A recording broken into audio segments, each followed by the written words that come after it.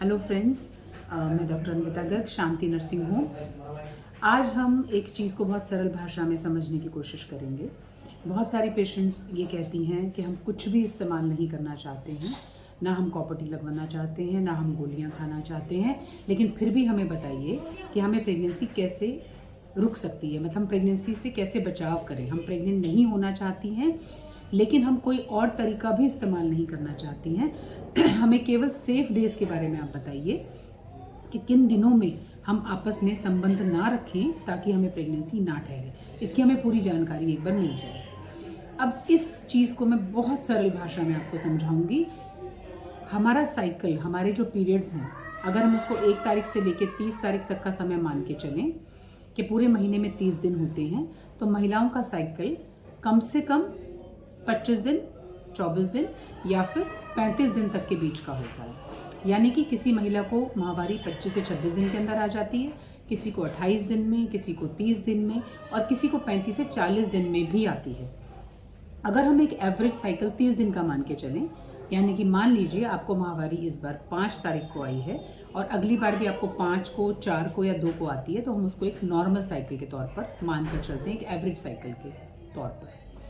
अब एक सबसे पुरानी धारणा जो मैं आपको पहले ही क्लियर कर दूं वीडियो के स्टार्टिंग में कि बहुत सारी महिलाएं ये सोचती हैं जो हमारे पास आती हैं कि जी जैसे ही मुझे माहवारी ख़त्म होती है उसी हफ्ते में हम कभी भी आपस में संबंध नहीं बनाते क्योंकि उसमें बच्चा ठहर जाता है।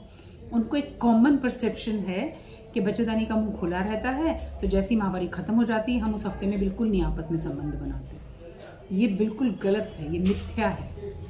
आपका, अगर मैं सरल भाषा में 2 तरीके से समझाऊं, अगर आपका महीना ख़त्म हो गया है, मान लीजिए आप 5 तारीख को आपको माहवारी आई और आपको 10 तारीख को महीना ख़त्म हो गया, तो उसके बाद वाला हफ्ता आपके लिए बिल्कुल सेफ है। आप प्रेग्नेंट नहीं होंगी उस हफ्ते में। और इसको और सरल भाषा में अगर मैं हिंदी में बताऊं, माहवारी आने से पहले वाला 1 हफ्ता और माहवारी ख़त्म होते ही जो 1 हफ्ता है वो आपके लिए बिल्कुल सेफ होता है। यानी कि जो बीच के दिन आते हैं आपके, वो अनसेफ हैं, वो प्रेगनेंसी के डेज हैं। अब हम इसको मैथमेटिकली कैलकुलेट करते हैं।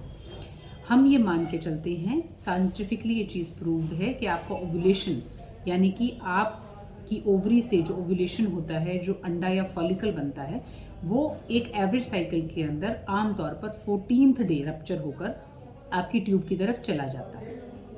यानी कि आम भाषा में माहवारी जिस दिन आपको आई, मान लीजिए 5 तारीख को आई, तो आप 14वां दिन काउंट कीजिए उससे। 5, 6, 7 ऐसे करके आप 14वां दिन काउंट कीजिए।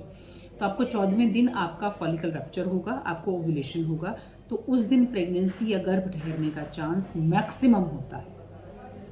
इसलिए सेफ्टी के तौर पे उसे 3-4 दिन पहले छोड़ दीजिए और 3-4 दिन उसके पश्चात छोड़ दीजिए। यानी कि अगर हम आपको मोटा मोटा कहें तो आप कोशिश कीजिए कि आप 11वें-12वें दिन से लेकर और 18वें दिन के बीच में संबंध नहीं बनाएंगे। 11वें से 18वें दिन के बीच में आप लोग सेफ्टी यूज़ कर सकती हैं, उसके आगे पीछे आपको सेफ्टी यूज़ करने की आवश्यकता नहीं है। अब आप अपने डेज कैलकुलेट कर सकती हैं। अगर आपका डे साइकिल अर्ली है, मान लीजिए 28 दिन में आपको माहवारी आ जाती है, तो आप और 2 दिन आगे पीछे ले लीजिए उसको। पर डे 14th पे क्योंकि ओव्यूलेशन होता है, अगर आपका 28 दिन का साइकिल है तो आप 12वें दिन का ओव्यूलेशन मान के चलिए, और अगर आपका 35 दिन का साइकिल है तो ये 17 या 18वें दिन भी हो सकता है। एक स्टैंडर्ड साइकिल के अंदर आप 14वां दिन मान के चलेंगी, उससे 2-4 दिन पहले और 2-4 दिन पश्चात आप सेफ्टी यूज़ करेंगी, तो आपको कुछ भी चीज़ इस्तेमाल करने की आवश्यकता नहीं पड़ेगी। आशा है आपको समझ आई होगी मेरी बात। और बहुत सरल भाषा में फिर से बता रही हूँ कि आपका महीना जैसे ही ख़त्म होता है उसके बाद वाला हफ्ता आपके लिए बिल्कुल सेफ है, और महीना आने से पहले वाला जो हफ्ता होता है वो भी आपके लिए बिल्कुल सेफ है। आप इसको ऐसे भी कैलकुलेट कर सकती हैं। Thank you.